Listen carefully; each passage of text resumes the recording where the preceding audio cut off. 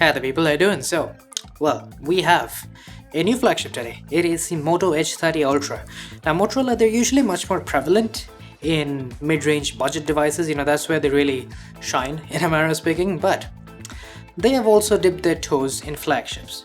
And although the previous generations were not all that, exciting, this time things are a little bit different. So let's get the unboxing out of the way, then we can talk about the device itself. And the very first thing that I noticed was that we have a cardboard colored box. We get cardboard boxes for the most part with basically all the other flagships as well, but this time they didn't even change the color. It's supposed to be some sort of eco-friendly thing that they're doing. It's cool now. In a way, I guess it looks unique. But one thing that I really disliked was that the box did not close completely. You can see that there is this pretty huge gap, and I'm not really sure why. It stayed like that even after I took out the device, so yeah, it's a little odd to say the very least. And immediately after we take off that lid, a package drops out, and in there we have the basic stuff. We have a soft plastic case, we have some paperwork, signature tool, all that jazz. It's just what you'd expect.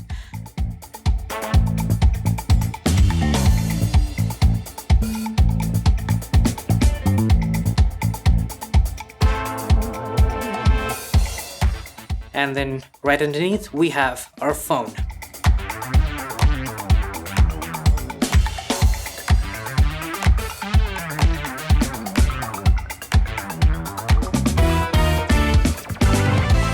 Now we'll get to that in a moment, but there are some other things in here as well, and yes, indeed, we have a charger in the box. That alone is quite rare, because most flagships now, at least, they tend not to come with chargers, but the Moto comes with a 125 watt charger. That is quite huge. It can charge your phone blazing fast as you'd expect, and the fact that we're getting a charger, that too a hyper old one, quite impressive from Motorola's end. Then obviously we have our good old Type-C to Type-C cable, and well, that is it for the unboxing. It's a small one, but at least we get some good stuff in there. Now moving on to the device itself, that plastic is very, very tight. I tore part of it off while just trying to get it off. That's some serious glue they have in there, but anyways, unwrapping that baby, and as you can see, matte black finish. It's the type of finish that just works every time, and most definitely Motorola nailed the texture here. It seems kind of reminiscent to how OnePlus does their textures, just for reference, but it's not exactly the same or anything like that. It is still objectively a very, very good finish, and it definitely feels really nice in the hand. And obviously I'm gonna have to take up that screen protector. It's not a very high quality one or anything. I said it's just a very thin piece of plastic right there. Hell, I'm not even sure if it was a screen protector. And well, that is all of the things that we get in the box. Pretty simple unboxing, with just the box not being a very, high quality one because it didn't close all the way. But anyways, moving on to the device itself. Yep, as I said, the finish is mint. It works. No fingerprints whatsoever, just so you know. Some matte finishes tend to get fingerprints. This one does not. It looks good, it feels good, and it functions really well. Another thing that really surprised me the moment I just grabbed the phone and actually compared it to some of the other flagships that I have around, the iPhone, the S22 Ultra, even the X80 Pro, it is surprisingly light. Like this thing, it feels way, way lighter, like immediately so, compared to the other flagships. I know that something like that can really play a role in making the device really comfortable. Now, another thing that I really wanted to talk about was that the edges on the Edge 30 Ultra are kind of different from what you'd expect from most flagships. Because on this phone, the edges don't quite blend into the glass on both sides. We are still getting the curved flagship design that we see in almost every Android flagship, but there's this sort of bevel in there, and in a way it works. It really makes the grip on the phone very easy. It provides this texture for your fingers to grip onto, and it really makes the phone kind of foolproof, in terms of falling out or slipping out of your hands, really. And that's nice, sure, but I don't know how people will feel in terms of long-term comfort. Some people might find these edges to be kind of a little too sharp, but yeah, I'll let you guys know if it really gets uncomfortable or, just annoying to use in the review. But yeah, for now, I think the grip is actually impressing me more than anything else. And by the way, the camera module, yes, we will get to the cameras. That stuff is, yeah, we'll get there. But yeah, the camera module is very, very compact. It has this sort of 3-layered thing going on right there. We have a base, and on top of that we have another base, and then we have the main camera lens jutting out. I'm not really complaining here because it looks really nice, and of course it doesn't really look like a replica of any other flagship, so it kind of checks those boxes. Moving on to the front, this is about as simple as the front of any flagship can get. Curved display, small bezels, and of course a punctual design. And there's really nothing much to say here, so let's just jump right into the display itself. And it's an interesting situation here. We have a POLED display on this one, and well, it has 144Hz refresh rate, which is quite impressive, and it is very smooth, fast, responsive, that sort of thing. It has it all. But the brightness is pretty low. Like if you think about flagship brightness, you think at least 1500 nits or higher. This is at 1250, and that is very low compared to many other smartphones. The iPhone, for instance, at least far as I know, it has 2000 nits of brightness, and it is monumentally brighter than this one for obvious reasons. Same goes for the S22 Ultra. So compared to those two phones, at least, this one's brightness is definitely kind of lackluster. It's not, at least probably it's not gonna be too bad. I'll let you guys know after I've used this in the sunlight a little bit. And another thing for the display is that it is just 1080p, not 1440p like most other flagships once again. Definitely looks like an area where Moto might have skimped out just a touch, with the brightness and the resolution not quite matching up with the rest of the stuff. But of course, moving on, now we have the performance side of things. Now here, this is where this one kind of stands out of the crowd, just slightly, because we have the 8 Plus Gen 1 on this one. And well, this is the first 8 Plus Gen 1 smartphone that I've bought this year, so yeah, I'm expecting absolutely no issues in terms of performance whatsoever, because most of the time I'm just using the smartphone for social media and YouTube, Netflix, that sort of stuff. And of course, there's a camera and photo editing, a lot of photo editing really. So performance, it's obviously not going to be much of a concern unless there's like a software bug or anything. And speaking of the software, this is snappy. Like, it is a very, very fast software. Like, you could consider this one's software to be kind of like the opposite of iPhones. Like, iPhones are very prolonged and they have nice animations, but they are pretty long. This one is very, very fast. So I know a lot of people like that aspect. It's kind of like OnePlus devices in a manner of speaking. And then for battery, we have 4610 mAh, kind of a weird number, but anyways. I think the reason we don't have a 5000 mAh battery is because of just how thin and light the phone feels in the hand. I think, Motorola really wanted that to be the forefront, so they kind of skimped on the battery. Now, of course, is that going to matter? The extra 400 or so milliamperes, will that really make a huge difference and put a dent in the battery life? We'll know soon enough. And speaking of battery, well, this is technically supposed to be part of the display section, but I'll mention it here anyways. We do not get a proper always-on display.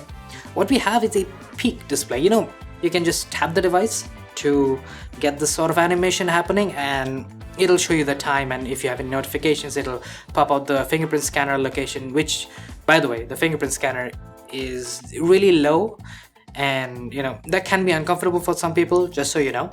But well, as I was saying, we do not get a proper always on display. Now that is very disappointing for me, needless to say, because I find always on displays to be, kind of a necessity. In my opinion, I really like, and I almost need, always on displays on all of my smartphones. It's why I like using the iPhone this time around so much more than I've ever had in any of the previous iPhones. I think that also has something to do with the fact that we don't get a full-blown notch, but anyways, I digress. The fact that we are lacking an always on display, it might sort of make up for the lack of a fully fledged 5000 mAh battery as well. We'll know soon enough. But with all that said, let's talk about the cameras. That is where things get very spicy. And you know me, I'm all about cameras, and if a phone has something exciting going on in these cameras, well, I'm probably gonna buy it. And well, in here, on the main camera, we have a 200 megapixel sensor. I think this is the world's first. At least among the phones I've used, it's obviously the very first time I'm gonna get to use a 200 megapixel sensor. And yes, I know, resolution doesn't mean everything. Of course it doesn't, but just the prospect of having 200 megapixels, it just makes me wonder just how much detail can we see in those images. I haven't taken any yet, so I'm just saving that excitement for later, just so you can get the suspense that I've built up inside of myself as well. But yeah, that is looking very interesting and very spicy indeed. And speaking of resolution, we also have this smart resolution thing built into the camera app. You can turn it on if you want, and far as I can tell, what it does is that it'll give you this intermediate resolution between the regular 12 or 12.6 and 200 megapixels, something like 50 megapixels if there's enough light in images that you take, and it'll happen automatically. If you don't have enough light in your shots, it'll take regular 12 megapixel shots and it'll bin the pixels together for cleaner, better results in low light. But if you do have enough light, then you can get 50 megapixel shots right out the gate. Definitely something that I'm also gonna check out. And then of course the other stuff, you know, we have a 50 megapixel ultra wide, and it's probably gonna end up being pretty good. We'll see, of course, with the camera comparisons coming real soon, so stay tuned for those. And a 2x telephoto. You know, I'm kind of surprised that we don't have any long range zoom, but hey, 2x telephoto, 12 megapixels, it's probably going to end up being solid, and it'll definitely end up being something that we can just take good portraits with. You know, 2x telephoto excels at that stuff, 3x as well, but my point is that mid-range zoom can be useful in portraits. And of course, on the selfie camera side of things, it's interesting because we tend to get pretty low quality stuff on most flagships. You know, there are some that can do really good stuff with the selfie cameras like the S22 or the iPhone, but over here we have a 60 megapixel sensor, and that's kind of impressive once again. You know, how it's gonna turn out photos and whether or not it's going to give us 60 megapixels worth of details, well, we'll see. But until then, at least it's something that I can get excited for and really test things out of. Now moving right over to the video side of things, we get 8K on the main camera. Yeah, I mean, it's 200 megapixels, at least it can do 8K, so that's nice. But what really just blows my mind and surprised me beyond anything else is that we do not get 4K on the ultra wide.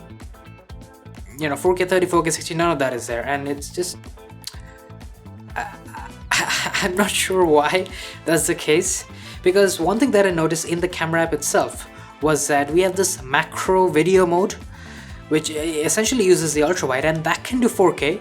So given that the hardware is 50 megapixels, so we can have 4K video from the hardware, and the fact that the camera app allows for 4K macro video, which again uses the ultra wide camera, it doesn't add up. Why cannot we take normal 4K video with the ultra wide camera? I think it's a software bug. It may be getting fixed soon enough. I'm just crossing my fingers for that, because it just doesn't make sense as to why we cannot have 4K video with the ultra wide. It's weird, but yeah, anyways, I just checked once again. We cannot use 4K video with the 2x telephoto either. We have to use 1080p. Again, it's got 12 megapixels. It should be completely capable of 4K video. I'm not sure what's going on here. I sincerely hope that Motorola fixes this issue that's going on. It makes no sense, right? But yeah, anyways, you know, there are some miscellaneous stuff, like you have Dolby Atmos speakers, which for the very brief few moments that I listened to some stuff, it sounded really good. So definitely something nice right there. And well, again, in my limited time, the fingerprint scanner, although positioned kind of poorly, I wish it was higher, somewhere where the thumb would naturally rest. It's actually pretty fast. It's nothing like the X80 Pro, which has by far the best in-display fingerprint scanner that I've ever used, but it is going to get the job done, if in case you're wondering. And finally, we have a textured power button. Now, I know that some people do find that to be quite useful. Personally, I find it to be quite nice that you can just feel which is the power button and which is the volume rocker immediately. You don't have to look at it or really fiddle around with it too much. So that's nice, I guess. But yeah, that basically brings us to the end of this first impressions video. You know, this thing, it has potential. There's a little bit of weirdness going on with the video side of things, but yeah, photography, I think, is going to be quite interesting. So definitely subscribe if you do not want to miss out on those photography comparisons. They're coming real soon. And of course, drop a like if you enjoyed this video. I'll be seeing you guys in the next one. Cheers.